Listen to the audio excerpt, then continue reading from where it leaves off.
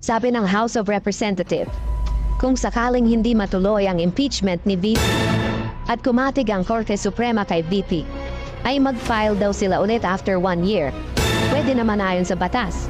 Ang problema magtatagumpay kaya ulit. Ngayon pa nga lang na, hawak na nila ang gobyerno di nga nagtatagumpay. Mag-second time around pa kaya? Kung i-fast forward natin ang 2026, 2 taon na lang mag-presidential election na naman. Sa tingin nyo makakakuha kayo ng suporta dyan?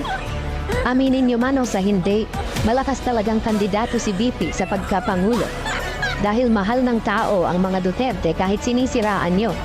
Alam nyo bang bawat pagkakataon na nakikita namin ang mga mukha nyo sa balita, nabubwisit kami. Real talk yan kapag nalabas mukha nyo sa balita. Nabubuwisit ang mga tao. Katunayan yan na hindi nyo kaya si VP ang rating niya. Yan ang numerong hindi matatanggi.